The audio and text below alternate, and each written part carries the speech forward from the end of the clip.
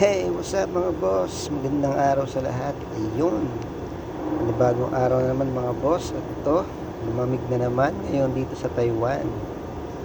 Hi, it's me, Boss Eric nga pala mga boss.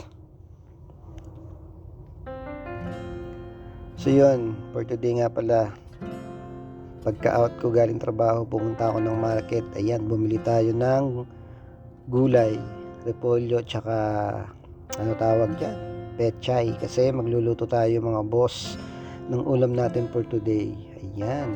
So, sa araw na to talagang biglang lumamig, no? Lumindol tapos lumamig.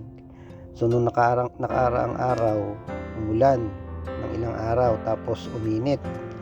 Tapos ngayon, yun, biglang lamig na naman. Grabe, kuwang-kuwa yung ating klima dito sa Taiwan. So, yun mga boss, magluluto nga pala ako ngayon ng nilagang baboy. O, di ba? So, nilagang baboy na maraming gulay. Ayan. So, pinakuluan ko muna yung pata, mga boss. Bumili tayo ng pata ng baboy. Ayan. Siyempre, basic, nilaga, sibuyas lang.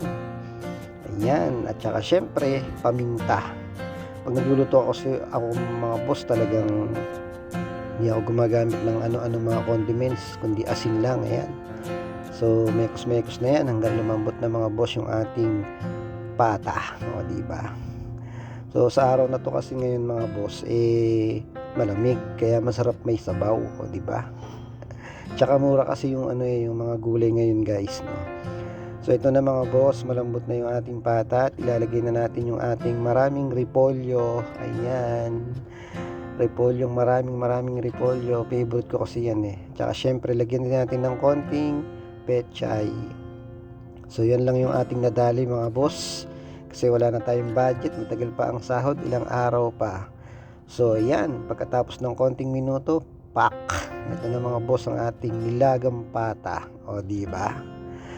O tingnan niyo naman yung panahon mga boss, kasarap sumigop ng mainit na sabaw. So yan, malamig na naman mga boss sa araw na ito. Bumalik na naman yung winter, akala ko summer na.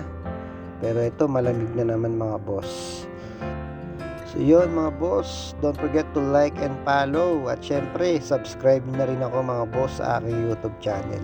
Maraming salamat at ito welcome sa aming mabonggang kusina. Ayan.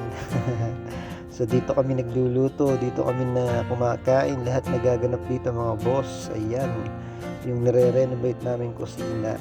So paano mga boss, maraming salamat sa araw na to. Mag-iingat tayo at patuloy na yun lang, enjoy lang tayo. Shout out nga pala sa lahat ng ating mga ka-OFW dyan. Magandang araw at mag-iingat tayo. Salamat, God bless you all. Bye bye.